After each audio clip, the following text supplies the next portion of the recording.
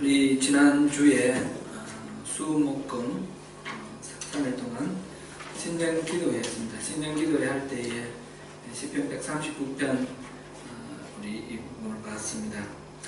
1절부터 24절까지 있는데 이 24절까지 있는 이 139편은 네 문단으로 나누어진다 하는 것을 보았습니다. 첫 번째 문단은 각각 이제 6절씩인데 첫 번째 문단은 무슨 뜻이었습니까? 하나님 전지성, 하나님께서 모든 것을 다 아신다. 나의 일어서 안정을 아시고 나의 행동 또 생각 다 아시고 내 말이 내 혀에 오르기 전에 이미 아신다. 내 생각 속에 있는 잠재의식 속까지도 다 아신다. 나를 속속들이 다 아시는 분이시다 하는 그런 내용이었고요. 두 번째로는 우리가 본 게 뭡니까? 하나님의 현재성, 하나님 어디에나 계신다. 하늘로 올라가도 계시고 땅속에 가도 계시고 동쪽 끝에서부터 서쪽 끝까지 어디에나 계신다. 하나님은 우리가 의식하지 못하더라도 항상 우리가 살아있는 삶의 현장에 하나님 늘 함께 하신다는 것, 그것이 중요한 내용이었습니다. 세 번째는 뭐였습니까? 하나님의 창조성, 하나님 우리를 전능성, 하나님 우리를 지으셨다 하는 것이었습니다. 그죠? 그래서 우리를 어두운 곳에서 지으셨는데, 그러니까 어머니 태중에서 그렇게 지으셨다는 걸 이제 비유하면서 우리가 생기기 전부터 하나님은 우리를 아셨다고 그랬고, 생기기 전부터 우리의 일생 전체에 대해서 책에 다 적어놨다 그런 말씀하셨습니다. 이거는 그렇다고 해서 운명론, 숙명론은 아니고 하나님께서 우리의 모든 경우에 대해서 모든 대책이 다 있으시다. 하나님이 몰라서 방법이 없고 이런 경우는 없다. 이런 말씀이에요. 그죠? 그렇게 하나님 전능성에 대해서 봤습니다. 오늘 이 부분은 네 번째 부분은 뭐라고 우리 얘기했는지 기억나시나요? 하나님의 거룩성에 대해서 우리가 살펴볼 겁니다. 19절 우리 다시 한번 읽어볼까요? 19절 같이 읽어봅니다. 시작. 하나님이여 주께서 반드시 악인을 죽이시리이다. 피 흘리기를 즐기는 자들아 나를 떠날지어다. 악인을 죽이시리이다. 하나님은 반드시 악인을 죽이시리이다. 악인을 용납하지 아니하시는 하나님의 성품을 얘기하고 있습니다. 하나님 절대로 안 살려주실 거죠? 악인들은 놔두지 않으실 거죠? 이렇게 이제 다짐하는 그런 말입니다. 그리고 그 악인에 대해서 이제 얘기를 하는데 피 흘린 자들, 피 흘리기를 즐기는 자들을 내게서 떠나보내주세요. 피 흘리기를 즐기는 자, 이거는 이제 살인한 자를 말하는 게겠죠. 칼로가 사람 찔러서 살인하는 것만 말하는 것이 아니라 어떤 형태로든지 사람이 삶을 고통 속에 빠뜨리고 이렇게 괴롭게 삶을 힘들게 만드는 그런 모든 악한 그런 사람들 다 내게서 멀리 떠나보내달라 그렇게 말합니다. 20절도 한번 읽어보겠습니다. 그들이 주를 대하여 악하게 말하며 주의 원수들이 주의 이름으로 헛되이 맹세하나이다. 지금 이제 악인을 멸망시켜달라고 말하면서 그 악인에 대해서 설명하는 것이 계속해서 나옵니다. 주를 대하여 악하게 말하며 하나님에 대해서 악평을 하고 나쁘게 말하고 하나님을 저주하고 하나님 없다 그러든지 아니면 무능하다든지 이런 식으로 하나님을 나쁘게 말하는 하나님의 대적자들입니다. 그러면서 또 주의 이름을 원수들이 주의 이름으로 헛되이 맹세한다 그랬습니다. 하나님의 이름을 헛되이 맹세한다. 이거는 망령되게 부르는 거죠. 요즘도 보면 왜 말할 때 욕처럼 하는 말이 Jesus 이런 말을 하고, 그 다음에 Oh my God 이것도 우리가 생각하는 하나님이야 이런 식의 의미가 아니고 이 욕 같은 그런 의미인 것 같아요. 정확하게 저는 모르지만 그런 식으로 Oh my God이 좋은 의미가 아닌 것 같아요. 이런 식으로 하나님의 이름을 덜먹이면서 이렇게 하나님의 이름을 모욕하는 이런 사람들이 전부 다 이 원수들에 포함되어 있습니다. 21절도 한번 읽어보겠습니다. 시작. 여호여 내가 주를 미워하는 자들을 미워하지 아니하며 주를 치워 일어나는 자들을 미워하지 아니하나이까. 주를 미워하는 자들이 있습니다. 그리고 주를 치려고 일어나는 사람들이 있습니다. 그 사람들을 내가 미워한다 그랬습니다. 지금 그 원수들에 대한 이야기가 지금 이렇게 쭉 나열됐습니다. 그 악인들, 또 피 흘리기를 즐기는 자들, 또 주에 대해서 악하게 말하는 자들, 주의 이름을 헛되게 맹세하는 자들, 주를 미워하는 자들, 주를 치러 일어나는 자들, 다 이렇게 하나님을 대적하고 하나님을 망령되게 하고 하는 이런 사람들을 동거에서 원수라고 그랬고, 그들을 이제 가만두지 마시고 반드시 이것들을 처단하고 그렇게 말씀하십니다. 그들을 악인을 죽이시리이다. 반드시 죽여버리시기를 구하고. 이 시가 지금 누구의 시로 되어 있습니까? 139편 표제에 보니까 다윗의 시, 다윗의 시라고 이렇게 표제가 붙어있는 그 시들, 다윗의 시 중에서 이렇게 원수에 대한 저주시가 많이 있습니다. 하나님 그 원수들을 멸망시켜 버리세요. 막 아주 그냥 저주하고 욕하고 막 이런 그런 시들이 많이 있습니다. 근데 그런 시들이 다 나름대로 이제 의미가 있지만, 특별히 여기서는 그렇게 원수들을 망하게 하라 하고 하면서도 일반적인 그 저주시하고는 조금 다른 그런 모습이, 그런 내용들이 있습니다. 곧 여기서 말하는 이 원수가 다른 저주시에서 말할 때는 자기를 괴롭히는 사람, 다윗이 나를 괴롭히는 사람, 나를 억울하게 만드는 사람, 이런 식으로 자기가 중심이 되어 있었는데, 여기서는 주를 미워하는 사람, 주의 이름으로 맹세하는 사람, 주를 치르고 일어서는 사람, 주님을 중심으로 모든 것들을 얘기하고 있다는 것을 우리가 봅니다. 제가 이제 어디 보다 보니까 이런 이야기가 있어요. 고양이 캣 티올로지하고 독 티올로지, 그런 말 들어봤습니까? 고양이 신학과 개 신학이에요. 개 신학. 개와 고양이의 성향이 아주 판약이 다르다고 합니다. 그게 비유를 해서 우리의 신앙을 그렇게 설명을 한 거예요. 이제 고양이는 이렇게, 저는 고양이랑 개 집에서 안 키워봐서 잘 모르겠는데, 고양이는 주인, 자기가 필요할 때 주인에게 오지, 주인이 뭐 어떻게 하는지에 따라서 이렇게 주인에게 맞춰주지 않는다고 합니다. 반면에 개는 언제나 살살그렇게 주인에게 어디 나갔다 오면 인사하고 가까이 와서 주인에게 아주 충실하게 하는 그런 성향을 갖고 있다 그랬습니다. 근데 똑같이 주인이 하는 행동에 대해서 개와 고양이가 바라보는 시각이 다른 거예요. 개는 이렇게 생각한다고 합니다. 저 사람이 내게 먹을 것을 주고 또 잠자리를 제공해 주고, 저 사람이 나를 돌봐주고 나를 사랑한다. 저 사람은 틀림없이 나의 주인이다, 신이다, 이렇게 생각하는 거예요. 똑같은 상황을 고양이는 뭐라 하냐면, 저 사람이 내게 먹을 것을 주고 잠자리를 제공해주고 또 나를 돌봐주고 나를 사랑한다. 그러니까 틀림없이 내가 신이다. 개는 철저하게 주인의 심기를 살피면서 주인을 따르는 충국인데, 고양이는 철저하게 자기중심적으로 생각하고 자기 기분에 주인을 맞추게 한다, 그렇게 합니다. 그렇습니까? 좀 일리가 있는 말입니까? 네. 좀 그런 것 같습니다. 이제 이거는 독 디올로지는 철저히 하나님 중심으로 신앙생활하는 것을 말합니다. 하나님의 마음을 알아서 어떻게 하면 하나님을 기쁘시게 될까? 그래서 하나님 뜻을 품고 기도하면서 하나님 기뻐하시는 일을 하는 그런 것을 독 디올로지라고 그랬고, 캣 디올로지는 철저하게 자기중심적으로 생각하고 하나님은 나를 만족시켜줘야 되는 겁니다. 하나님 이것도 해주세요, 저것도 해주세요, 이거 필요합니다, 저거 필요합니다. 하나님께 기도하면 하나님이 그걸 다 채워줘야지 하나님이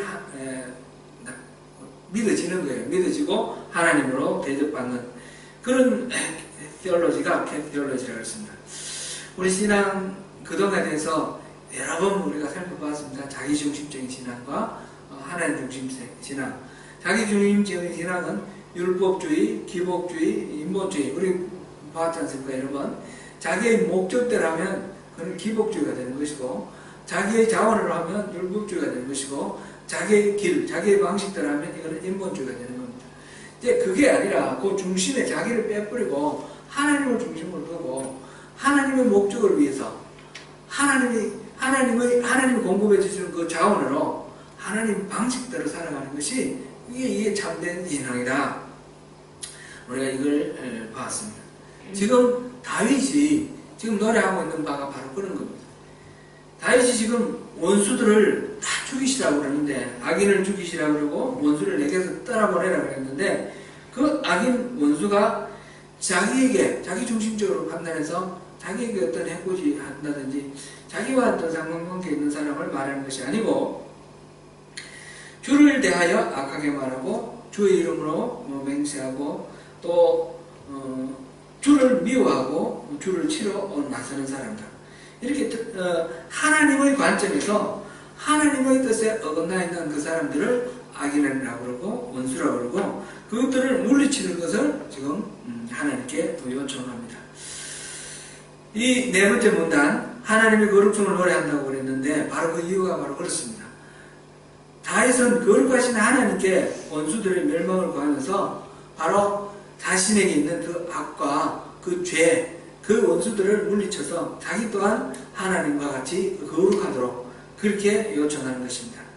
악인을 반드시 죽일 거죠. 피 흘리는 사람을 내게서 멀리 해주세요. 이런 것들. 이제 이 악과 이 죄들을 우리에게서 멀리하는 것이 바로 거룩입니다. 거룩에 대해서 우리 잠깐 한번 또 다시 생각해 보면 좋겠는데요. 우리 통상 거룩이다, 거룩하다 하면 뭐 어떤 것을 말했습니까? 거룩은 무슨 뜻이라고 그랬어요? 그 말 뜻이? 구별된다, 그런 뜻이라고 했습니다. 그래서 특별히 우리가 성경에서 거룩하다 이렇게 말할 때는 하나님의 목적에 따라서 구별해 놓은 것, 그것을 거룩하다 그랬습니다. 똑같은 책상이라도 예배를 위해서 사용되는 그런 책상은 성물이라 그렇게 말하지 않습니까?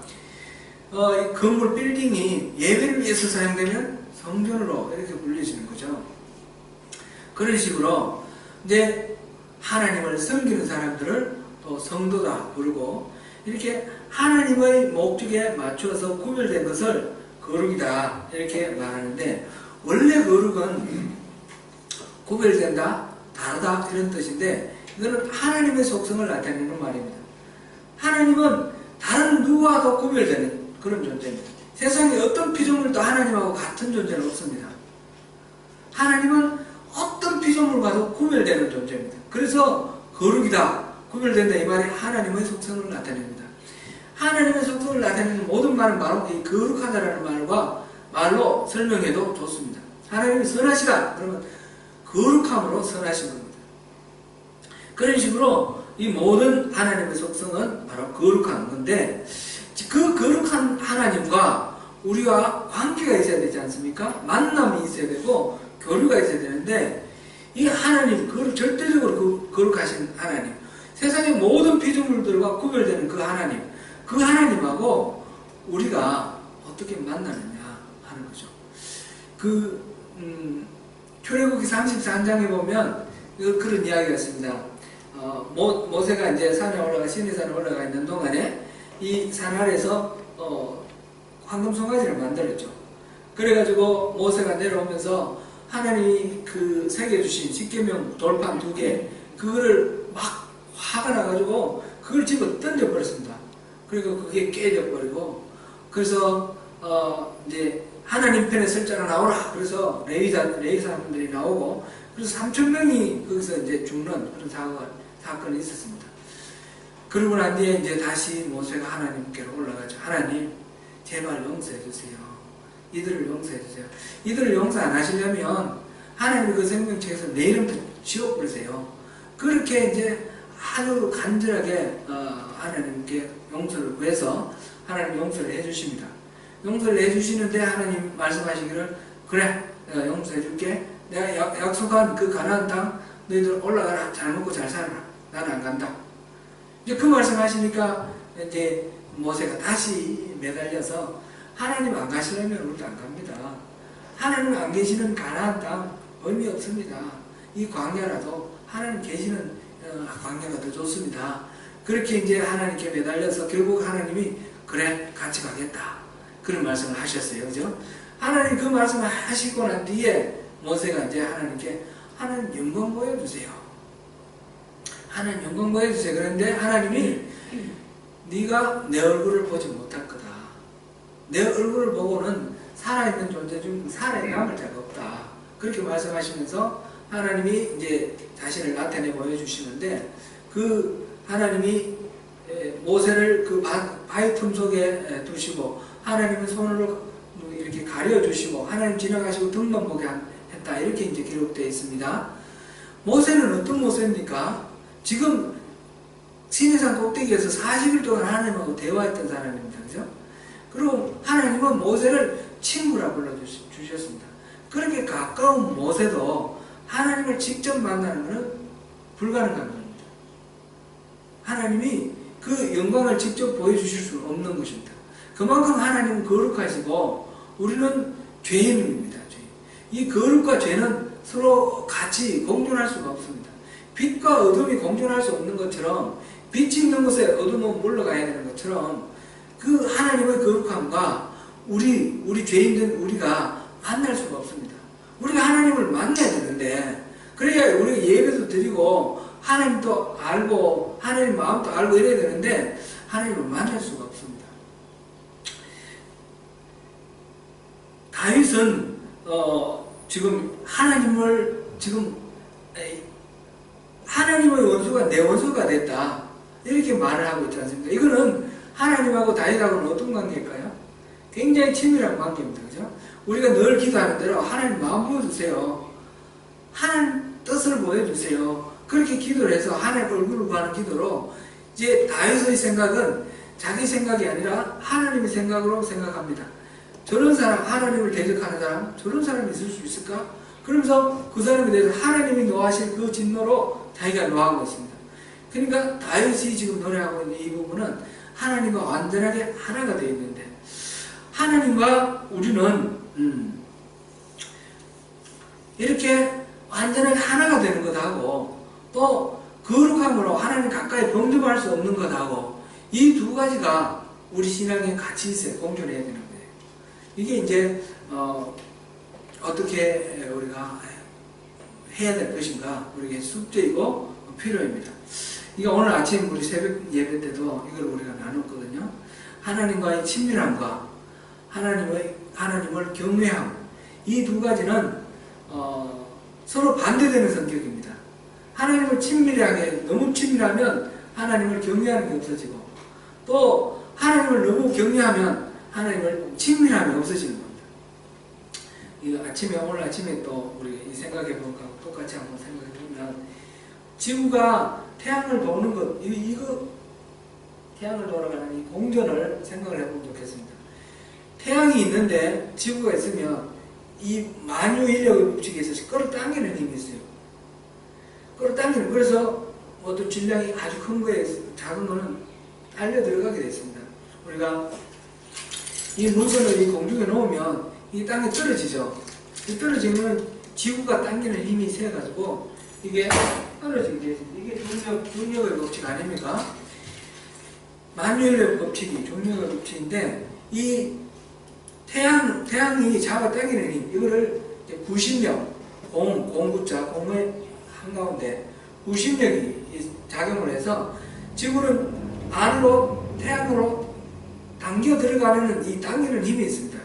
우리가 뭐 실로 가지고 뭘 어릴 때에 쇠톱 같은 거 이렇게 실에 매가지고 이렇게 돌리면 윙윙윙윙 하는 그렇게 장난치고 놀았던 생각이 납니다. 그래서 실 끝에 쇠토막을 이렇게 묶어서 돌리면 소리 나는 재밌는데 놓으면 어떻게 됩니까? 멀리 날아가잖아요. 이것처럼 지구가 이렇게 돌아갈 때는 이 돌아가는 걸 놔버리면 멀리 날아가는 원심력이 있는 거예요.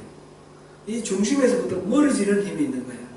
중심에서 잡아당기는 힘과 멀어지는 힘이 딱 균형을 이룬 곳이 바로 지금 이 궤도예요. 궤도에서 돌아가는 거는 이 두 가지 힘이 딱 균형을 맞춘 거죠. 우리가 하나님을 너무 가까이 해가지고 하나님 막 그냥 하나님을 망령되 이렇게 대하고 하나님을 함부로 대하면 그것도 안 되는 거죠. 하나님을 그렇다고 해서 하나님을 너무 멀리 어려워하고 멀리하면 우리가 하나님 앞에 기도도 할 수 없고 예배할 수도 없고 하나님 두려워서 도망가고 하나님을 멀리하게 되는 그런 결과가 되죠. 우리 그런 비유를 들었던 생각도 납니다. 어릴 때 친구였는데 한 사람이 왕이 됐을 때 어떤 관계가 제일 좋냐? 이제 친구였으니까 야, 자 하면서 왕이 됐는데도 야, 자 하면 어떻게 되나요? 이건 죽임당하죠. 목 잘라집니다. 그죠? 너무 친밀해서 안 되는 거예요. 적당한 거리를 둬야 돼요. 그런데 친구였는데 왕은 가까이 두고 이 사람 친구로서 뭐 위로도 받고 격려도 받고 싶은데 왕이 되고 자기는 신하니까 너무 무서워서 더 어려워서 멀리만 하면 이 왕과의 관계가 안 되는 거잖아요. 적당하게 가까움과 이게 있어야 되는 거죠. 친밀함과 격려함은 균형을 이루고 같이 있어야 됩니다. 우리 신앙에서 그게 잃어버려지면 우리 신앙이 잘못되고 왜곡된다는 거죠. 이 시편에서는 어떻게 그 격려함과 친밀함이 잘 이렇게 균형을 이루었느냐? 그거는 거룩함으로 그것을 이루었다는 거죠. 하나님의 거룩함에 내가 동참하는 거룩함으로. 23절, 24절 우리 보겠습니다. 23절, 24절 같이 읽어봅니다. 시작. 하나님이여 나를 살피사 내 마음을 아시며 나를 시험하사 내 뜻을 아옵소서. 내게 무슨 악한 행위가 있나 보시고 나를 영원한 길로 인도하소서. 아멘. 다윗이 지금 하나님 앞에 지금 얘기를 하는데 저 원수들, 저 하나님을 대적하는 자들 다 죽이라 그렇게 말을 하는데 자기 자신에 대해서 어떻게 평가합니까? 나는 흠이 없고 나는 완전하고 이런 어떤 객관적인 판단자로서 얘기하는 것이 아니라는 것입니다. 나는 여전히 나는 연약한 존재이고 나도 죄만을 그런 존재니까 하나님 나를 살펴주세요. 내 마음을 살펴주시고 내 뜻을 살펴주시고 나를 테스트해가지고 내가 잘못되지 않도록 나를 이렇게 관찰해 주시고 그 마음까지 내게 보여주십시오. 그걸 노래하고 있습니다. 내게 무슨 악한 행위가 있나 보시고 나를 영원한 길로 안내하소서. 내버려 두지 마시고 이 영생을 누릴 수 있는 그 길로 나의 죄와 악을 그 악한 자들의 죄와 악을 떨쳐버린 것과 마찬가지로 내게 있는 죄와 악들을 떨쳐버리고 그러면 내가 어떻게 되나요? 내가 거룩해지는 거죠. 하나님의 거룩함에 내가 동참하는 그런 것을 지금 노래하고 있습니다. 전에 우리가 새벽 예배 때 레위기를 한번 본 적이 있습니다. 레위기는 전부 27장까지 있는데 레위기는 크게 나눠서 세 파트로 나눠졌다고 했습니다. 첫 번째 파트는 뭐가 있습니까? 기억나시면 한번 말씀해 보세요. 첫 번째 파트는 제사법. 번제부터 시작해서 번제, 소제, 속번제, 속죄제, 화목제 이 제사 5가지 제사와 그 다음에 아론을 대제사장을 위임하는 제사법이 나오잖아요. 1장부터 10장까지. 제사법 다음에 뭐가 나왔죠? 그 다음에 깨끗법이라고 그랬어요. 깨끗법, 정결법, 그죠? 정결법. 거기에는 예를 들면 이제 뭐 어떤 음식을 먹고 어떤 걸 먹지 말고 뭐 굽이 갈라진 거는 먹고 대생임질하는 걸 먹고 그렇지 않은 걸 먹지 말고 비늘이 있는 거는 먹고 비늘 없는 걸 먹지 말고 이런 거 있지 않습니까? 그런 음식에 대한 규례들 나오고 그 다음에 뭐 피부병이 어떻고 뭐 하면서 그런 병 나오고 유출병 나오고 뭐 이런 이야기들 깨끗함에 대한 이야기 정결법이 나오고 그 다음에 뭐가 나왔습니까? 거룩법 우리가 성결법이라고 말한 거룩법 거기에는 이제 죄와 악, 우상숭배 이런 것들을 멀리하는 것 윤리적 도덕적으로 하나님 중심으로 이렇게 살아가는 것 안식년, 절기, 안식일 이런 거 지키면서 하나님의 백성으로 살아가는 그게 나왔습니다. 레위기는 전체적으로 하나님을 만나는 방법입니다. 하나님과 교제하는 방법이고 레위기 전체의 주제는 거룩이다 이렇게 말을 할 수 있습니다. 그 레위기를 통해서 하나님 앞에 어떻게 예배하고 삶을 어떻게 준비하고 어떻게 우리 절기를 지켜서 하나님의 마음에 합한 그런 삶을 살 수 있는가, 그것이죠. 우리가 이제 하나님과 함께하고 거룩함으로 이 친밀함과 이 경외함을 함께 이룰 수 있는 방법은 바로 이렇게 주님께로 가까이 나가는 데, 함부로 가까이 나가서도 안 되고 그 절차가 아주 복잡하고 까다롭게 나와 있지 않습니까? 그만큼 하나님을 어렵게 대하라는 거죠. 그렇다고 해서 어렵게 대하고 멀리 있어서는 안 되죠. 늘 때가 되면 가까이 가고 하나님 찾아와야 되는 거죠. 이런 식으로 하나님과 가까이 하면서 거리를 두는, 친밀하면서 경외함을 갖는, 그게 바로 거룩입니다. 오늘날 우리가 레위기처럼 그렇게 음식을 이런 음식을 먹고 저런 음식을 먹고 이런 거 합니까?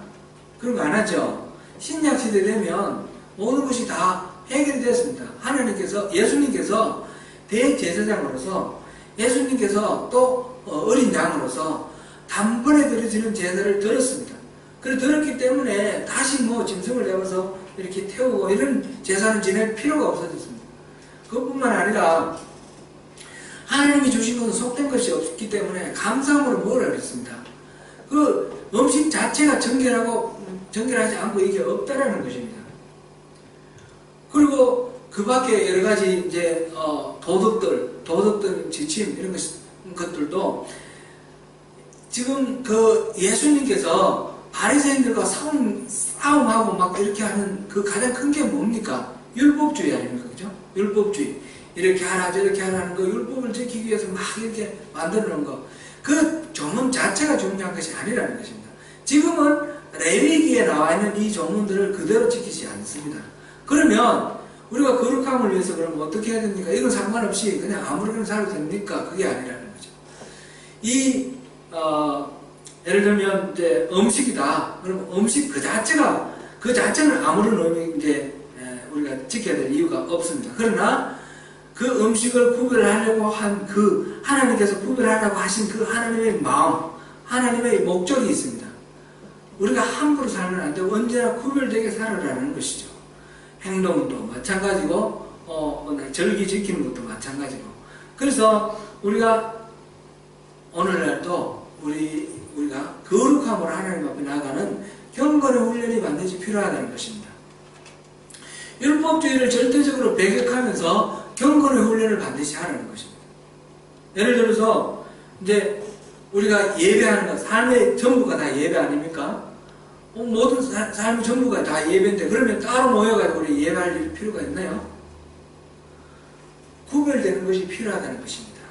우리 삶 전체가 예배가 돼야 되고 우리 몸을 거룩한 산 제물로 드리라 그랬으니까 학생은 학교에서, 또 직장인은 직장에서, 또 우리가 만나는 모든 사람들과의 관계 속에서, 가정에서 우리가 살아가는 모든 삶이 다 하나님께 드려지는 예배가 돼야 되지만 특별히 이렇게 구별해서 이렇게 주일 예배, 수요 예배, 하나님을 기쁘시게 해드리는 예배, 이걸 구별하는, 시간을 구별하는 것을 우리가 훈련하고 그러면서 하나님 앞에 우리가 거룩의 힘으로 나아가는 것입니다.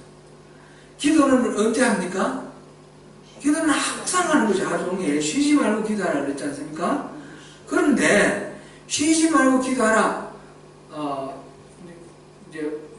항상 기도하라고, 기도를 이제 고민할 때, 저는 언제나 기도합니다. 버스 탈 때도 기도하고, 걸을 때도 기도하고, 이렇게 이제 얘기하는 경우에, 많은 경우는 기도 안 하는 경우예요. 항상 기도한다는 말은 기도 안 한다는 말하고 비슷합니다. 특별히 구별해서 기도하는 사람은 항상 기도할 수가 있습니다. 그래서 우리가 기도하는 시간을 따로 이렇게 구별할 필요가 있습니다. 새벽 예배 때 우리가 기도하고 하는데 새벽 예배 못 오시는 분은 그 시간에 내가 새벽 예배 안 가니까 그냥 잠자는 것이 아니라 그 시간에 일어나서 따로 그 시간을 구별을 해서 기도하는 그런 시간을 갖는 것이 필요하다는 거죠. 하루에 일정한 시간 이렇게 늘 기도하는, 이것이 습관이 되고 훈련이 돼야지 의식이 되는 것입니다. 안 그러면 우리 잊어버리는 게 우리 존재 아닙니까? 우리는 특별히 노력하지 않으면 잊어버립니다. 하나님도 모르고 잊어버리고 일주일 후딱 지나갈 때도 있습니다. 성경책 일주일 동안 한 번도 안 들어보고 그냥 주일날 나올 때 그냥 이렇게 털고 나오는 경우도 있지 않습니까? 그것이 우리 존재들입니다. 그러니까 일부러 의도적으로 시간을 구별하고 노력해야 될 필요가 있습니다. 장소도 구별하고 이렇게 모여서 기도하는 그런 시간이 필요하고, 집에서 같으면 뭐 어느 골방을 정해가지고, 골방 자체가 신성한 능력이 있어서 그런 것이 아니라 우리 마음이 그렇다는 것이죠. 우리 마음을 그렇게 구별해서 그렇게 기도해야 되는 것이고, 성경 말씀을 우리가 읽어야 됩니다. 하나님은 하나님 자신에 대해서, 성경에 대해서 자세하게 이렇게 저렇게 여러 가지 방법으로 풀어놨어요. 이게 성경이 바로 계시 중에 가장 분명한 계시 아닙니까? 하나님을 잘 알려면, 하나님을 가까이 하려면 성경을 우리가 읽어야 되는 것은 당연하지 않습니까? 올해 지금 벌써 오늘이 10일이죠? 올해 성경 읽기 계획 세우셨습니까? 읽고 계십니까? 네. 10일 동안 잘 진행되어 왔습니까? 네. 잘 되셨으면 끝까지 잘 하시길 바라고요. 만약 안 되셨으면 오늘부터 다시 결심을 하십시오. 결심하셔서 하루에 한 장이라도 좋습니다. 반드시 성경을 읽으십시오. 저기 우리가 큐티하는 자료, 매일 성경 보니까 그 안에 1년 그 성경 읽기 그 카드가 있더군요. 그걸 하면 1년에 한 번 읽는 거예요. 1년에 한 번. 매일 성경 거기서 매일매일 나오는 성경 본문만큼만 읽으면 6년에 한 번 읽는 거예요. 6년에 한 번 읽는, 6년에 한 번 돌아오는데, 어떻게든지 성경을 읽어야 됩니다. 읽어야지, 성경 내용을 알아야지. 하나님께서는 성경을 봐도 우리가 다 깨달아 알 수는 없습니다. 그런데 하물며 보지 않고 어떻게 알 수 있겠습니까? 하나님께서 우리에게 말씀을 말을 걸어오시지 않습니까? 성경이 바로 우리에게 말 걸어오시는 하나님의 사랑 고백이에요. 하나님의 그 러브레터입니다. 성경은. 그 러브레터를 읽어보시고 우리를 향해서 얼마나 마음을 쏟으시고 정성을 쏟으시고 하시는지, 하나님 그 마음을 우리가 알게 되면 우리가 그 마음에 우리가 감동되지 않을 수가 없고, 하나님을 우리가 사랑하고 하나님께로 나아가지 않을 수가 없습니다. 그런 친밀함으로 주님 앞에 나가는 것을 끊임없이 훈련하고, 이것이 그냥 내 생각대로 그냥 내 행동대로 그냥 방만하게 흘러가는 것이 아니라 스스로 절제하고 노력하고 그러면서 거룩함을 만들어 나가는, 우리 거룩함을 폼 잡는 게 아니라 하나님의 그 속성에 닮아가는 겁니다. 하나님 속성에 닮아가는 것은 우리 안에 있는 죄와 악들을 끊어나가는 것이고, 하나님 성품을 우리 안에 만들어 나가는 것입니다. 성령의 열매가 우리 안에 맺어지는 것, 그것이 거룩함이죠. 그것을 위해서 우리가 말씀을 우리가 가까이 하고, 또 시간을 구별하고 장소를 구별하고 우리 삶을 구별해서 거룩함으로 주님께 가까이 나가는 그런 우리 한 해 되시면 좋겠습니다. 그래서 하나님이 기뻐하시는 거 기뻐하고, 오늘 다윗처럼 하나님이 미워하시는 거 나도 미워하고, 하나님이 절대로 가까이 하지 않겠다 이렇게 말씀하신 것은 절대로 가까이 하지 않고, 그렇게 해서 하나님의 성품처럼 살아가는 것, 그것이 바로 거룩함 아니겠습니까? 그렇게 우리 온전한 거룩함을 이루면서 하나님의 얼굴을 구하고 나아갈 때에 하나님께서 예배하신 하늘에 속한 신령한 복이 우리 삶에 늘 풍성하게 채워지는 그런 삶이 될 것을 믿습니다. 그 모든 주인공이 되시기를 주님의 이름으로 축원합니다.